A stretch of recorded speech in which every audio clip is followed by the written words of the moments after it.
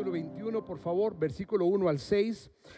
Solo 6 versículos vamos a mirar en este día y vamos a procurar que el consejo de la palabra de Dios sea de ánimo a nuestras vidas en este día. Dice así, lo voy a leer para usted, acompáñeme usted con la mirada, por favor, en el texto bíblico. Dice, visitó Jehová a Sara como había dicho, e hizo Jehová con Sara como había hablado.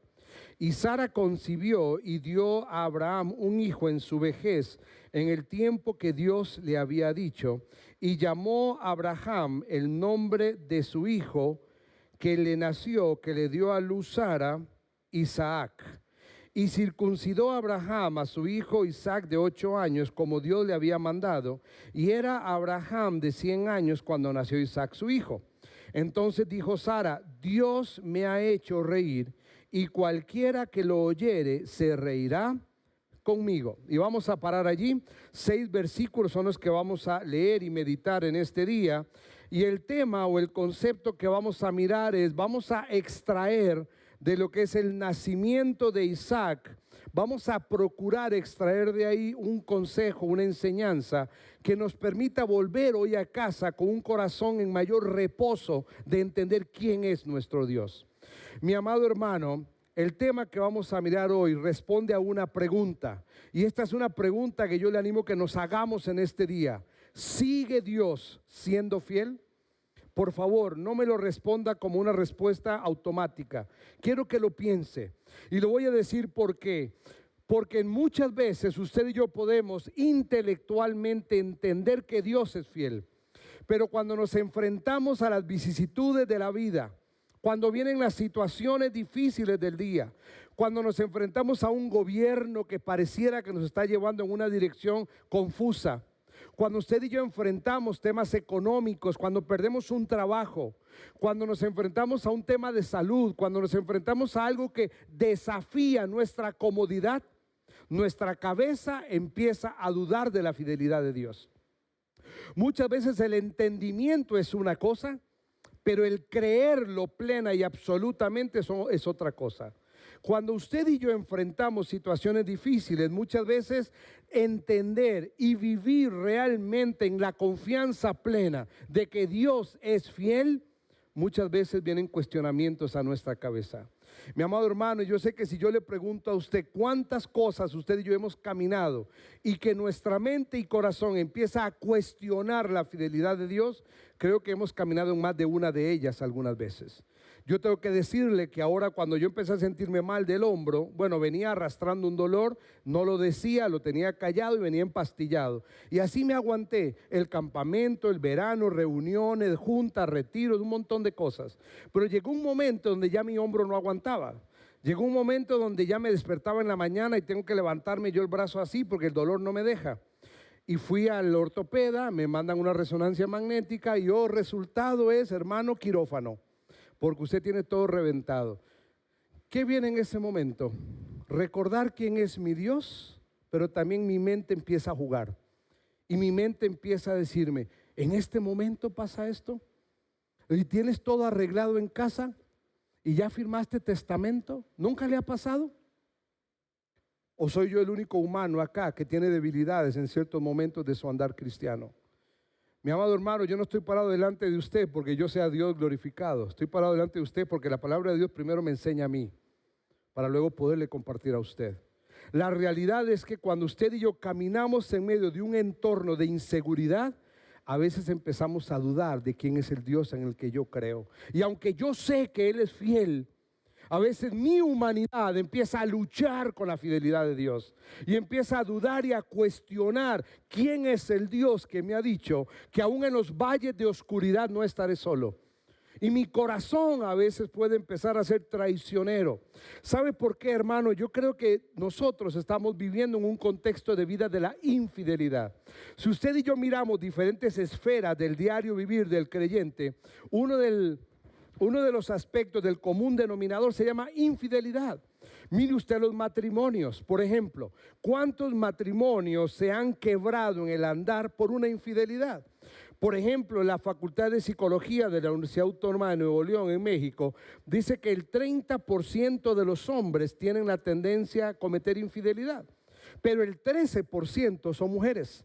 La infidelidad no debería ser un rasgo en la vida del creyente, pero la realidad es que lo sufrimos. La realidad es que está presente. Mírenlo en la esfera social. ¿Cuántos hombres de negocios, su palabra para tomar ventaja de algo se llama infidelidad? ¿Cuántos hombres de negocios han prometido algo que ya saben no van a cumplir? Y lo único que pretenden es convencerme a mí de algo que él ya está decidido a no darme, aunque yo confíe en esa persona. No tengo que ir muy lejos, hermano. En el reino eclesiástico pasa lo mismo. ¿Cuántos hombres y mujeres han tomado una promesa solemne de proclamar la palabra de Dios, de servir a Dios con fidelidad, y luego abandonan y dejan tirada la promesa de lo que un día le prometieron a Dios? Hay muchos en el andar de la vida cristiana y la obra misionera que muchos que han hecho una promesa solemne han abandonado. Hermano, yo quiero solo recordarle algunos ejemplos bíblicos de infidelidad para que usted y yo nos ubiquemos en esta realidad. Esto no tiene que ver con nuestro hoy. Esto tiene que ver con un rasgo de la humanidad del hombre. El hombre tiene la tendencia a ser infiel. Esa es una tendencia y tiene que ver con la naturaleza del pecado del hombre. Y si esa área de infidelidad no la presentamos delante de Dios en un compromiso pleno, en algún momento podemos caer en la infidelidad. Recuerdo algunas cosas rápidas, no las voy a explicar porque creo que usted y yo entendemos muy bien lo que está pasando acá. Ejemplos bíblicos de infidelidad. Adán y Eva, recuerda, es obvio y evidente, había un entorno maravilloso y aún así fueron infieles a Dios. La nación de Israel, ¿qué podemos decir de la nación de Israel? Si uno de los elementos de un círculo vicioso en la vida de la nación de Israel era quebrantar el pacto con Jehová. Ellos prometían, se comprometían con Dios, pero eran infieles. Otro ejemplo, el rey David, tremendo hombre de Dios, conforme al corazón de Jehová. Pero ¿qué pasó con el rey David? Teniendo todo delante de él, desvió su mirada y le llevó a la infidelidad, a tomar decisiones terribles. ¿Qué me va a decir usted del gran juez Sansón? Tremendo hombre con grandes virtudes de juicio, criterio, sabiduría, pero también físicas y virtudes que Dios le había dado. Pero todo eso fue en dirección de sus pasiones y sus deleites y cometió infidelidad. Ahora, ¿recuerda usted un último ejemplo? Porque estos son muy conocidos. Pero ¿recuerda usted de Gomer? ¿Quién era Gomer? ¿Sabe que en la Biblia vamos a encontrar personas no tan conocidas, pero que también fueron infieles? Gomer fue la esposa del gran profeta Oseas. ¿Y sabe qué pasó con Gomer? Ella cayó en la práctica de la prostitución, al punto que Gomer tuvo que tomar decisiones de cómo pagar para liberarla de responsabilidad y redimir la condición de ella. Mi amado hermano, lo que quiero transmitirle acá es que la fidelidad no descansa en el hombre. La fidelidad no es un distintivo del ser humano. Claro, yo creo que todos nosotros anhelamos ser fieles y procuramos, muchos de nosotros, tratar de vivir en una fidelidad plena. Una fidelidad a quien amamos en casa, una fidelidad a lo que Dios me ha permitido hacer, una carrera, una profesión, un llamado, una fidelidad a Dios. Y no tengo duda que la mayoría de nosotros anhelamos ser fieles plenamente en aquello que somos. Pero la realidad es que nuestro corazón constantemente camina detrás de quebrantar eso. Gloria a Dios, que para Dios la fidelidad es una cualidad esencial de su ser. Cuando hablamos de fidelidad, Dios sin fidelidad no podría ser Dios. No podríamos llamarle Dios si Él no fuera un Dios fiel. Para Dios, mi amado hermano, ser infiel sería obrar en contra de su propia naturaleza, lo cual es imposible. Yo quiero recordarle nada más un par de versículos antes de ir a analizar los 6 versículos que nos corresponden. Deuteronomio capítulo 7, versículo 9 dice: conoce pues que Jehová tu Dios es Dios, y por cuanto es Dios, es un Dios fiel. Segunda de Timoteo capítulo 2 versículo 13 dice: si fuéremos infieles, Él permanece fiel, porque Él no puede negarse a sí mismo. Mi amado hermano, la fidelidad es una de esas gloriosas virtudes del ser de Dios. Y es como que si Él anduviera vestido de ella. Es su vestido, es su linaje, es su esencia, es aquello que muestra lo que Él es. Dios es fiel, aun cuando usted y yo no lo somos. Mi amado hermano, en esta tarde yo quiero que juntos salgamos de este lugar dando gloria al nombre de Dios por su fidelidad. Porque aún en los momentos de mayor dolor y quebranto, Él ha sido fiel. Porque yo no sé por qué está usted atravesando en este momento. Él sigue siendo fiel. Y yo quiero que extraigamos de estos 6 versículos 3 lecciones hoy de cómo Dios es fiel a su palabra, dando la evidencia de que Él cumple sus promesas. Pero antes de entrar en los 6 versículos, yo necesito que usted y yo nos demos un pequeño paseíto muy breve por un aspecto de la teología. ¿Por qué? Porque es muy importante para entender estos 6 versículos. En la teología hay una rama, un estudio que se llama soteriología. La soteriología es el estudio de la soteria. ¿Qué es la soteria? Tiene que ver con la condición eterna del alma, del ser no material. Tiene que ver con el estudio de la doctrina de la salvación del hombre. Cuando estudiamos la soteriología, hay una rama en la soteriología que se llama la soberanía de Dios. Y cuando entendemos un poquito qué es la soberanía de Dios, tiene que ver con que en toda situación, en toda circunstancia o en todo elemento de nuestra vida, Dios está en control. Dios es soberano y Él está en control de cada uno de los elementos de nuestra vida. Ahora, quiero que entendamos estas 2 palabras, decreto y diseño. ¿Por qué es importante entenderlas? Porque tiene que ver con lo que va a pasar en el capítulo 21 de Génesis. La primera de ellas, la palabra decreto. ¿Cuántas veces ha oído usted la frase en los púlpitos o en un video o en un evento cristiano que alguien se para adelante y dice yo decreto y yo decreto? Con todo respeto, yo no sé su trasfondo y contexto, pero el hombre no tiene la autoridad para decretar algo por sobre la voluntad de Dios. El único que tiene la autoridad plena y absoluta de decretar se llama Dios, porque Él es soberano. Y este primer elemento es muy importante entenderlo. ¿Qué es un decreto?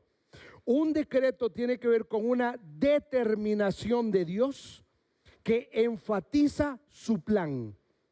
Dios ha decretado que esto sea así, o Dios ha decretado que esto no sea así. La palabra decreto enfatiza el aspecto de la soberanía de Dios más que el libre albedrío del hombre. Quiero aclarar algo, no es que excluye el libre albedrío, sino que la palabra se enfoca directamente en quién es Dios. La palabra se enfoca en la autoridad suprema y absoluta del Dios soberano, que es el único que tiene la autoridad absoluta y final para determinar los designios de la humanidad y la creación. Nadie por sobre Dios puede decretar algo que Dios ya ha determinado. Le voy a dar un ejemplo nada más práctico para entender la palabra decreto. ¿El hombre es transgresor, sí o no? ¿El hombre está condenado por causa de su pecado, sí o no? Por más que el hombre busque 20,000 formas de ser salvo, Dios decretó que solo hay una forma y se llama Jesucristo. El hombre puede buscar en religiones, el hombre puede buscar en experiencias espirituales, el hombre puede buscar en tribus, el hombre puede buscar en la filosofía, el hombre puede buscar en lo que él guste. Pero Dios decretó que el único camino para ir al Padre se llama Jesucristo. Eso es un decreto, es algo que no cambia, es absoluto. ¿Quién es el único que puede decretar? Dios. ¿Qué había decretado Dios con relación al capítulo 21 de Génesis? Que de Abraham habría una descendencia. Jehová llama a Abraham y le dice, de ti haré una gran nación. ¿Quién lo decretó? Dios. Por más que el mundo trate de frenarlo y por más que Satanás trate de desviarlo, el decreto de Dios es absoluto. Entendamos la segunda palabra, ¿vamos bien? Entendamos la segunda palabra, diseño.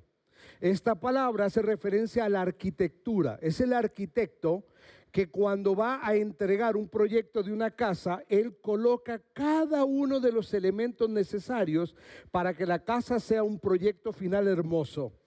¿Qué tiene que hacer el arquitecto? Diseñar cada detalle que debe ir incluido en ese plan maestro que se llama una casa. Cuando hablamos de Dios, la palabra diseño hace referencia a que cada detalle necesario para que el decreto de Dios se cumpla, Dios ya lo diseñó. Dios lo ha colocado en su lugar, en su tiempo y a su forma. Y aunque el hombre trate de alterarlo, Dios mantendrá su diseño hasta el final de su propósito. Dios decretó que de Abraham habría una descendencia. Dios decretó que de Sara habría un hijo, aunque era estéril. Y por más que Agar le dio un hijo fuera del matrimonio a Abraham, y por más que Satanás quiso frenarlo, y por más que Abraham se equivocó cuando mintió de su esposa con Abimelech, ¿recuerdan? Por más que el hombre falle, por más que Satanás estorbe, el diseño de Dios, Dios lo cuidará. Les recuerdo nada más, cuando Sara estaba con Abimelech, dice la escritura que Jehová cerró el vientre de Sara para que no vaya a quedar embarazada de Abimelech, y frenó a Abimelech. ¿Lo recuerda? ¿Quién estaba cuidando el diseño para que su decreto se cumpliera? Dios. Hay muchos elementos más. No me estoy metiendo en el tema profundo de la soteriología, pero esto nos permite, nos da una pequeña ventana para entender qué está pasando en Génesis 21. Dios iba a cumplir su decreto y Él iba a cuidar su diseño. ¿Me siguen? Vamos a Génesis 21, por favor. Y vamos a extraer ahora sí 3 lecciones específicas de estos 6 versículos que tiene que ver con lo que Dios nos quiere enseñar hoy. ¿Sigue Dios siendo fiel? Sí, y amén por ello. Dios es fiel. ¿Y cómo lo vamos a mirar? Vamos a aprenderlo con 3 lecciones hoy. Primera lección: el nacimiento de Isaac es el resultado de la intervención de Dios. Mire conmigo, por favor, verso 21 y verso 4. Visitó Jehová a Sara como había dicho, e hizo Jehová con Sara como había hablado. Verso 4. Y circuncidó a Abraham a su hijo Isaac de 8 días, como Dios le había mandado. ¿Cuál es el elemento clave que vamos a ver acá? Mi amado hermano, el personaje más importante de este relato no es Abraham, no es Sara, ni tampoco es Isaac. El personaje más importante se llama Yahweh, es Jehová mismo. Es Dios quien interviene de manera directa y soberana. Perdón, permítame que aquí algo estorbó. A ver. Ahí está. El elemento más importante en el relato es Jehová. Sin la intervención directa de Jehová no hubiera pasado absolutamente nada. Por eso es importante entender que el hombre, aunque trate de forzar el plan de Dios, si Dios no interviene, no sucederá. Dios es el que está en control de cada uno de los detalles. Hay una expresión muy importante del versículo 1, si usted miró conmigo. Dice, y visitó Jehová a Sara. Yahweh, que es el nombre con el que él se presenta en el versículo 1, que hace referencia a su supremacía y su autoridad absoluta en la creación y el sostener la creación, dice que se tomó el tiempo para venir personalmente con Sara. Quiero que entiendan, porque esto es muy importante. ¿Cuántos relatos en la Biblia vemos que el mensajero es un ángel? Que el que lleva la encomienda es un ángel, o el que se presenta es el ángel de Jehová. Pero aquí no le colocan ningún calificativo angelical al término. Dice que la misma persona de Jehová fue la que vino a Sara. Él se tomó el tiempo para venir y estar con Sara y hablar o determinar lo que él había decretado, cuidando su diseño. Ahora, mi hermano, hay que entender algo. Dice que él visitó a Sara. ¿Sabe que cuando nosotros vamos a la Biblia, esta palabrita visitar que vamos a encontrar ahí, es una palabra muy importante porque es una palabra que hace referencia a la intervención directa, perdón, y divina de Dios.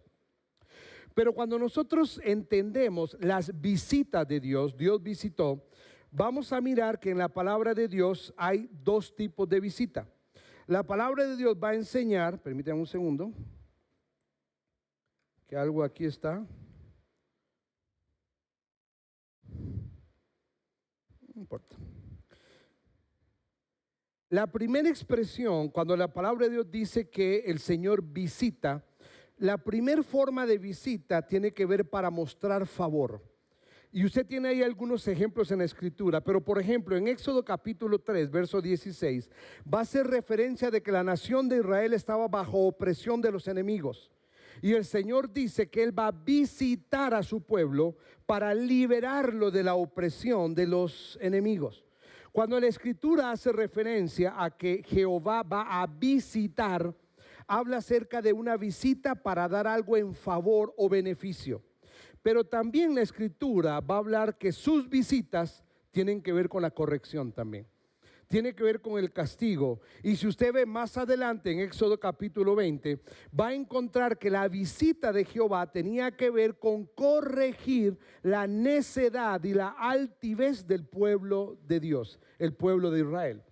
Mi amado hermano, esta expresión que él visitó tiene que ver con la intervención directa de Dios en su plan que Él ha determinado. Mi amado hermano, habían pasado 25 años desde que la promesa a Abraham se había dado hasta este momento para que se cumpliera la garantía de su descendencia. Y cuando nosotros tratamos de entender esto, hay algunos elementos que tenemos que tratar de entender en cuanto a esta lección. La primera de ellos es la forma como sería su nacimiento. Dios ya lo había indicado. Y esto es importante entenderlo porque tiene que ver con que Dios, para cumplir su propósito, por eso es que Él es Dios fiel, para cumplir su plan y su propósito, Dios interviene de manera directa y personal. ¿Cómo lo hizo con ellos? En el capítulo 17, ya Jehová había anunciado a Abraham y a Sara cómo iba a ser el engendramiento de la descendencia por Isaac. También vamos a encontrar en el mismo capítulo 17, pero verso 19, el nombre asignado.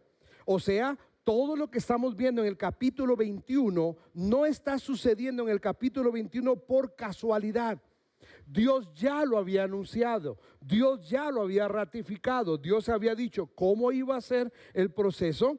También Dios ya había anunciado el nombre que iba a ser asignado.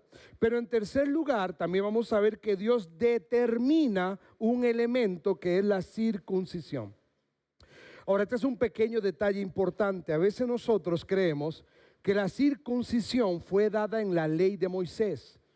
La circuncisión no fue dada en la ley de Moisés. La circuncisión fue ratificada en la ley de Moisés, pero había sido dada a Abraham. ¿Quién es el primero que encontramos en el relato bíblico que debió cumplir la ordenanza de la circuncisión? Abraham. Y él es el primero en recibir la ordenanza de cómo debía aplicarse la circuncisión con su descendencia. Y aquí vamos a ver la intervención directa de Dios. Quiero solo recordarle algo. ¿Qué propósito tenía la circuncisión? ¿Por qué se aplicaba la circuncisión?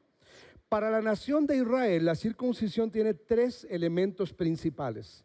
El primero de ellos tenía que ver con higiene. El segundo tenía que ver con identidad, de ahí venía una identidad de nación. Pero el tercero tiene que ver con el cumplimiento o la señal del cumplimiento de un pacto. La señal del cumplimiento de un pacto tiene que ver con la identidad de nación, de que Dios había cumplido la promesa de que de Abraham vendría una gran descendencia. ¿Quién es el primero después de Abraham que debe obedecer a este mandato? Aquel garantía de la promesa que Dios había dado, de que habría una nación de su descendencia. Mi amado hermano, este primer punto tiene que recordarnos algo importante en cuanto a la fidelidad de Dios. La fidelidad de Dios no depende de nuestra capacidad. La fidelidad de Dios descansa en su intencionalidad y en sus tiempos. Mi amado hermano, Abraham tuvo que esperar 25 años para que se cumpliera la promesa. Y en medio de esos 25 años, 14 años antes del capítulo 21, se había equivocado con Agar y había tenido un hijo.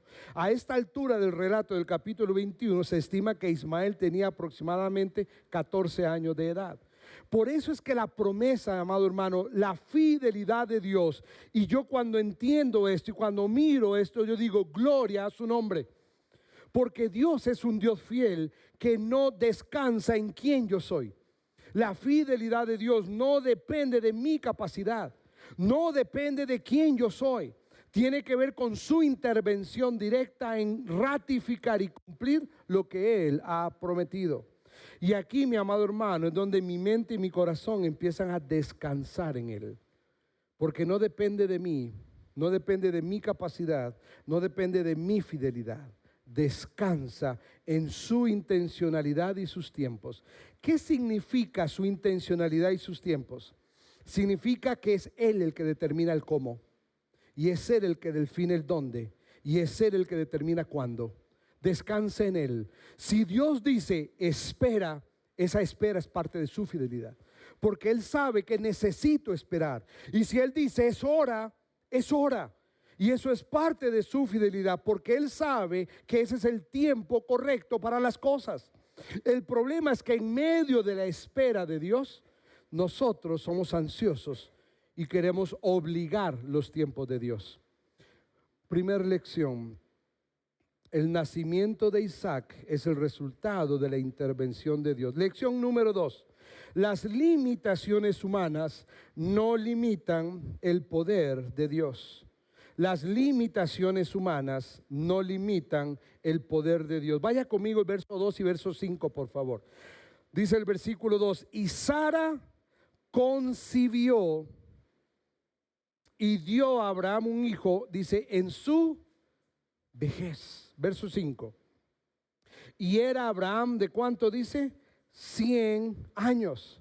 La realidad es que eso se llaman limitaciones humanas. La realidad es que, amado hermano, hay momentos en la vida donde usted y yo no podemos. Por más que lloremos, por más que pataleemos, por más que nos quejemos, no está en mi mano la decisión. Y a esto tenemos que entenderlo. La decisión de la garantía de que el vientre de Sara iba a ser fértil, siendo infértil, la garantía no tenía que ver con Abraham y Sara.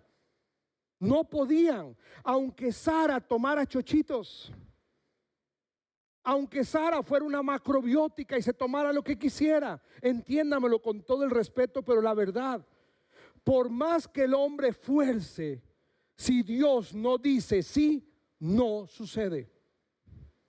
Porque descansa en quien Él es. La fidelidad de Dios no depende de mis limitaciones humanas. Sí, amado hermano, podemos entrar en un debate de que en estos años de Abraham y Sara la vejez era diferente a la vejez de hoy. Usted y yo hoy envejecemos diferente, es cierto. Usted y yo hoy comemos mucha cochinada. La verdad, aunque nos cuidemos saludablemente, mucho de lo que comemos viene ya lleno de muchas cosas, viene inyectado de cosas. Los fertilizantes a veces, aún por más saludable que comamos, muchas cosas ya vienen influenciadas por cosas que no son sanas. Y si aún así no nos cuidamos, peor, ¿cierto? Obviamente en esta época es evidente que el desarrollo de la fortaleza física era diferente. ¿Sabe a qué edad murió Isaac? 100 más.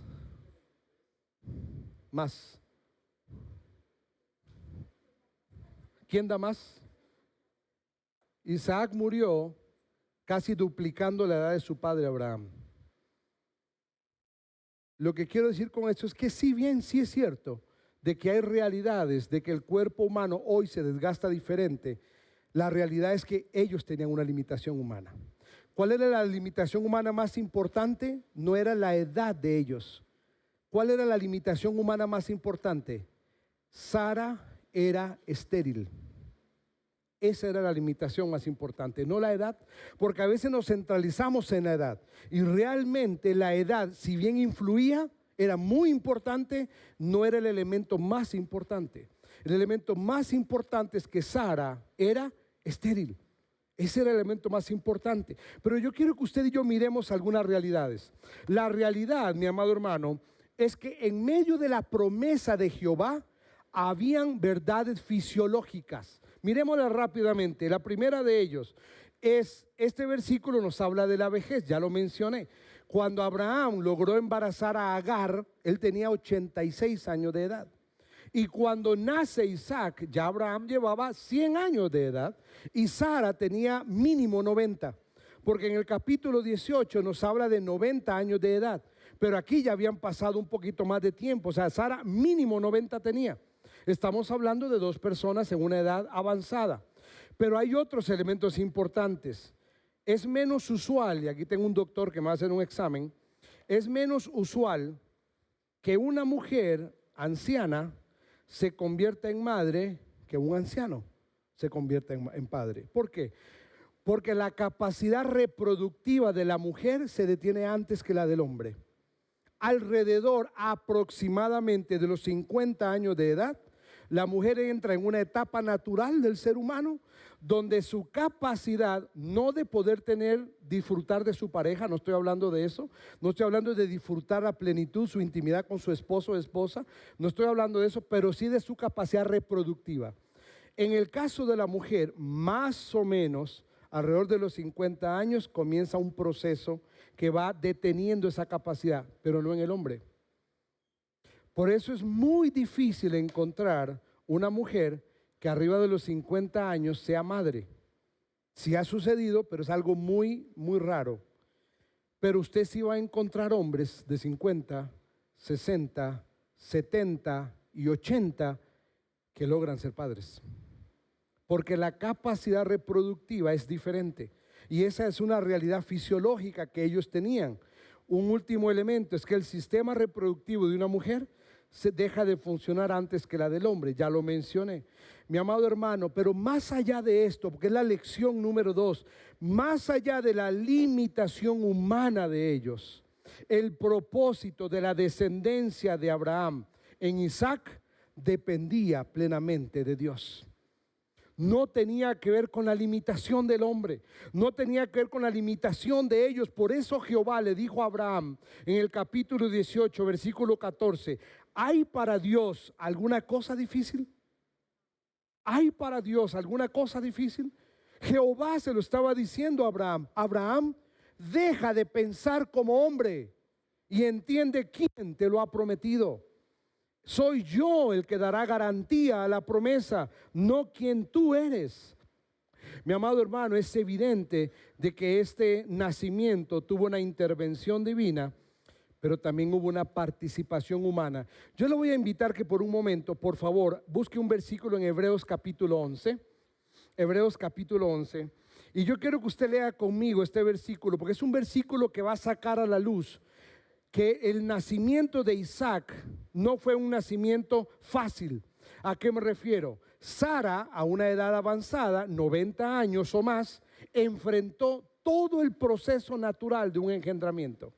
Quiero que entienda conmigo, aunque el relato de los 6 versículos menciona de una forma muy superficial, ella concibió, mi amado hermano y hermana, Sara en primer lugar tuvo que su vientre ser fértil, número 1. Número 2, Abraham tuvo que tener la capacidad fisiológica, y entiéndase lo que quiero decir, para poder engendrar a Sara. En tercer lugar, Sara tuvo que atravesar el proceso natural de un embarazo, 9 meses de gestación, arriba de sus 90 años de edad. Sara tuvo que dar a luz, y recuerde, al ser fértil nunca había dado a luz antes. Eso significa fisiológicamente que su cuerpo estaba experimentando por primera vez dar a luz un parto natural en un cuerpo anciano que nunca había experimentado eso. Eso implica dolor y situaciones en su organismo. Quiero que entienda, mi amado hermano, que no es simplemente decir y concibió. La intervención directa de la mano de Dios lo hizo. Pero mire lo que dice el versículo 11 de Hebreos capítulo 11. ¿Lo tiene conmigo? Preste atención porque este versículo quizá hoy tomará una dimensión diferente entendiendo el contexto de Génesis 21. Por la fe, también la misma Sara, primer elemento, no dice por virtud de Sara, no dice por fortaleza de Sara, dice por la fe.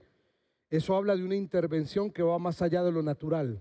Segundo, siendo estéril, milagro, recibió, que dice, fuerza. Y esta palabrita del capítulo 11, versículo 11, tiene una vinculación directa con su limitación humana. ¿Cómo era Sara? Una mujer anciana que en su capacidad de fortaleza física no podía. Y dice que la fuerza para concebir, dice, la recibió. Y eso habla de la intervención de Dios cumpliendo su propósito más allá de la limitación humana. Dice, y dio a luz aún fuera del tiempo de la edad. ¿Por qué dice? Porque creyó que era fiel quien lo había prometido. Mi amado hermano, volvamos ahí a Génesis capítulo 21 y volvamos a lo que estamos meditando. Dentro de esta lección tenemos que entender algo, es una lección muy importante. Aun cuando usted y yo, mi amado hermano, nos miremos a nosotros mismos y detectemos nuestra limitación, Dios sigue siendo soberano y sigue siendo fiel. Solo le recuerdo de manera rápida un par de ejemplos. Recuerda cuando Josué en capítulo 10, en la batalla de Israel con Gabaón, pidió a Dios que le diera la posibilidad de detener el sol y la luna. Y dice el relato que fue detenido el sol y la luna por un día. Dios obrando más allá de la limitación. Recuerda también, por ejemplo, en Egipto, cuando Jehová quería liberar a la nación de Israel, que Faraón no quería y Dios obró de manera milagrosa a través de un hombre débil, Moisés, para hacer una proeza en la naturaleza, siendo Dios yendo más allá de la limitación del hombre. Y le recuerdo un tercero. ¿Qué haría usted si usted regaña a su perro o a su mascota, a su gato, a quien usted regañe, o a la vaca que se para a la vuelta de la esquina de su casa y la vaca le hace, ¿qué onda, carnal? ¿Qué te pasa? ¿Recuerda de esta? Cuando el burro le habló a Balaam. Recuerda, Balaam quería hacer lo que él quería y desobedeció, que Dios le dijo, no anda por ahí. El ángel frena a Balaam y Balaam, en lugar de enojarse con el ángel y ponerse cara a cara con el mandato de Dios, agarró el burro y le dio tres azotazos, le dio, lo lastimó. Jehová habilita la voz del burro y el burro se vuelve y le dice, ¿qué onda, Balaam? O sea, ¿qué onda, carnal? ¿Qué pasa con esto? O sea, imagínate lo que eso significa. ¿Sabe de qué habla esto, mi hermano? Que Dios va más allá del límite del hombre, porque Dios es soberano. Mi amado hermano, aun cuando usted y yo miremos todo oscuro y negativo, el poder de Dios no está limitado a nuestra humanidad, sino que su poder está dirigido por su propósito. Mi amado hermano, Dios puede hacer lo que Él quiera cuando Él quiera, si va conforme a su propósito. Si Dios me quiere sanar, Dios me va a sanar. Si Dios quiere levantarme de un féretro, Dios lo puede hacer. Si Dios quiere abrir y cerrar los cielos, Dios lo va a hacer. Si Dios quiere detener el tiempo, lo puede hacer, porque Él es el Dios creador y sustentador. Pero todo va en función de su propósito, no en función de mis caprichos, sino en función de su propósito. Tercera y última lección para ir cerrando: la garantía de su promesa nunca estuvo en peligro, nunca. La fidelidad de Dios, mi amado hermano, sigue siendo fiel. Él sigue estando ahí, aun cuando nosotros fallamos, aun cuando nosotros traicionamos. Mi amado hermano, quiero recordarle, en el versículo 1 y el versículo 2 aparece en esto, 3 veces aparece, como había dicho, como había prometido y en el tiempo que Él había indicado. ¿De qué nos hablan esos versículos? Versículo 1 y versículo 2. Que Dios está en control. Que aun cuando usted y yo fallamos, Dios sigue siendo fiel. Mi amado hermano, ¿cuántas cosas usted y yo no ha sido Dios bueno con nosotros y usted y yo somos conscientes que no lo merecemos? Hemos sido infieles, desleales, inestables. Le hemos defraudado, le hemos negado. Hemos hecho cosas que no son justas delante de Él y aún así Dios derrama su bendición en mi vida. Porque no tiene que ver por mi virtud, tiene que ver porque Él permanece fiel aun cuando yo no lo soy. Miremoslo rápidamente aquí, mi amado hermano. Aún Él muestra su fidelidad más allá aún de la realidad del hombre. Yo solo quiero entender dos cosas para cerrar y concluir. ¿Por qué Dios, en el caso de Abraham y Sara, en el nacimiento de Isaac, por qué Dios fue fiel aún cuando Abraham le mintió? Aún cuando Abraham tuvo un hijo por fuera, aún cuando Abraham traicionó a su mujer con Abimelech, aún cuando Sara no creyó en la promesa, ¿por qué Jehová siguió siendo fiel? El primero de ellos yo lo voy a encontrar en el nombre que le pusieron, el nombre asignado. Y esto quiero que lo entienda porque es hermoso. El nombre Isaac, que a veces nosotros lo traducimos como risa, sabe que tiene un elemento más profundo que solamente risa. El nombre o la palabra risa, en algunos contextos, según la oración, podría ser tomado como adjetivo o como sustantivo. Pero en esta definición hebrea, risa o esta palabra que Dios usa aquí es un verbo. Está hablando de una acción que se ejecuta. Pero lo interesante de esta palabra es que la acción que se ejecuta nace del corazón de Dios. O sea, el nombre risa tiene que ver más bien con que Dios se ríe de gozo. Dios se carcajea de gozo. Dios exhala alegría porque está gozoso por algo. El nombre que Dios le asigna a este niño, Isaac, tiene que ver con algo que brotaba directamente del corazón de Dios por lo que estaba sucediendo. Y tiene que ver con el gozo y la alegría. Mi amado hermano, si usted y yo recordamos un poquito, vamos a encontrar que vamos a ver 3 veces en que hay risa. La primera de ellas fue Abraham. Cuando Abraham recibe la promesa en el capítulo 17, la risa de Abraham fue escéptico. Ahora, le hago una pregunta honesta. Dígame sí o no, usted se puede reír con alguien de muchas formas diferentes. Usted se puede reír de burla. Usted se puede reír de sarcasmo. Usted se puede reír de negación. O sea, se ríe de manera negativa hacia algo que está pasando. Se puede reír de alegría también, de gozo y plenitud. Pero cuando vemos a Abraham, la primera risa que encontramos fue escepticismo. La segunda risa que encontramos fue de desconfianza, fue de duda. Y fue con Sara. Cuando Sara le dice, teniendo el vientre estéril, ¿podré yo ser? Pero encontramos la tercera risa, que tiene que ver al final de este relato, en el verso 6, que con ese vamos a concluir, que tiene que ver con una risa de regocijo, de entender la fidelidad de Dios. Mi amado hermano, le pregunto, cuando Dios trae a su vida verdades, realidades y promesas, ¿se ríe? Mi pregunta es, ¿qué tipo de risa? ¿De escepticismo? ¿De duda? ¿O de gozo? Y quiero que miremos la segunda razón. La primera tenía que ver, ¿por qué Dios fue fiel? Porque el primer elemento de su fidelidad es porque le producía a él gozo. Segundo elemento, porque Isaac es el anticipo de Cristo. Isaac es una tipología de Cristo. ¿Qué es una tipología? De manera muy sencilla. Una tipología puede ser un objeto, una persona o un evento que sirve de antesala o de anuncio anticipado de algo que sucederá más adelante. En este contexto es una acción, un elemento o una persona, en este contexto Isaac, que en el Antiguo Testamento nos anuncia la venida de Cristo en el Nuevo Testamento. ¿Cómo podemos entender que Isaac es una tipología de Cristo? Mírelo ahí usted mismo. No lo voy a analizar porque no tengo el tiempo, pero quiero que lo mire. ¿Por qué Isaac es una tipología de Cristo? Porque Isaac es la semilla de la promesa que Dios hizo. Si Isaac no nacía, la promesa de una descendencia no iba a suceder. En segundo lugar, porque había una promesa. Isaac nació conforme a la promesa, así como Dios también prometía que Cristo vendría y sería el redentor de esta humanidad.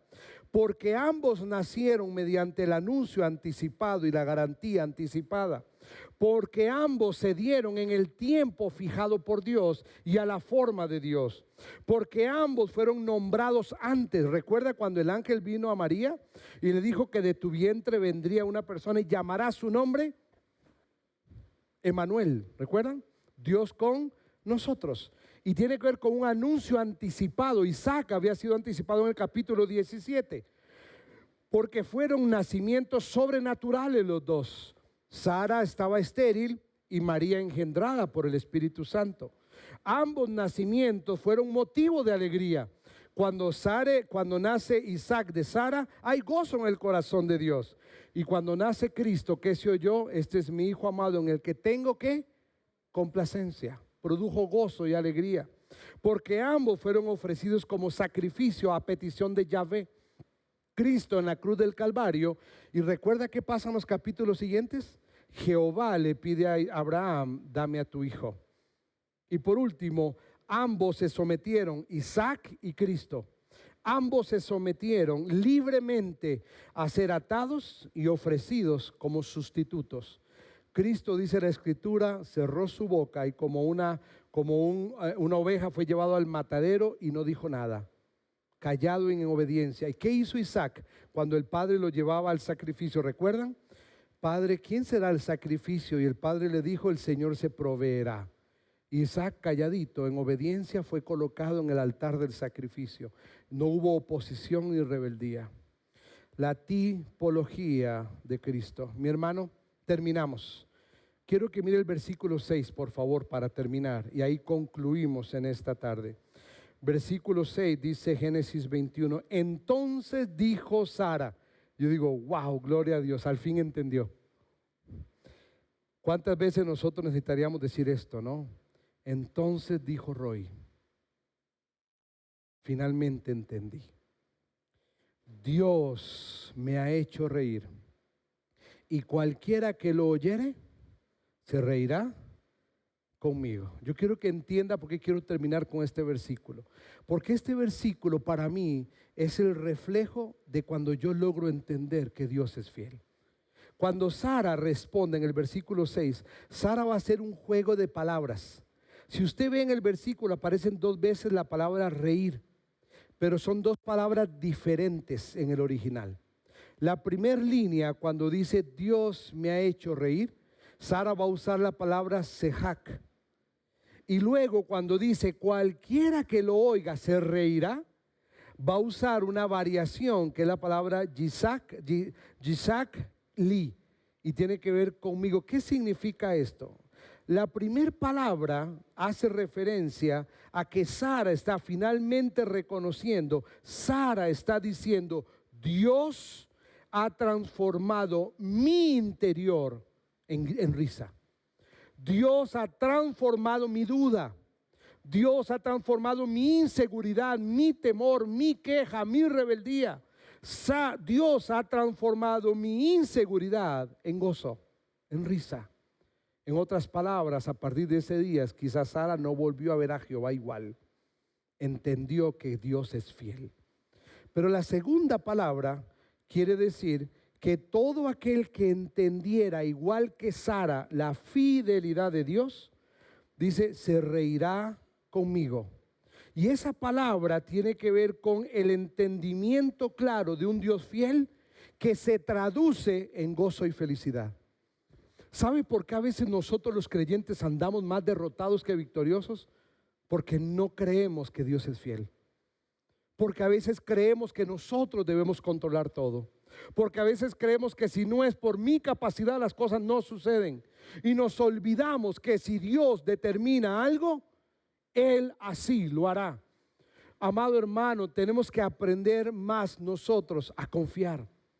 Tenemos que aprender a descansar en que Él sigue siendo fiel. Sí, Dios nos ha dado la capacidad para hacer muchas cosas, pero no te olvides que sobre nuestra capacidad Dios sigue estando en su trono. Y el único que determina y es fiel a sus promesas es Él.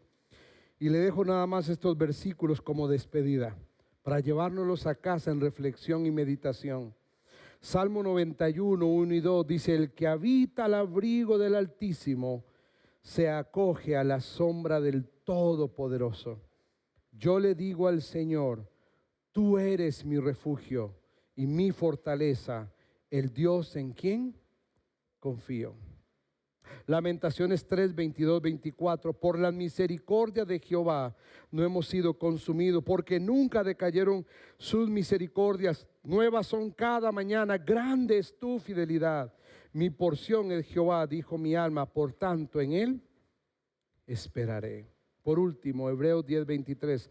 Mantengámonos firmes, dejemos de fluctuar en la profesión de la esperanza, porque fiel es el que lo ha prometido.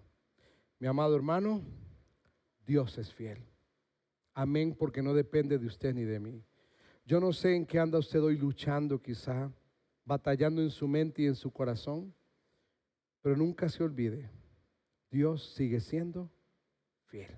Vamos a orar. Padre,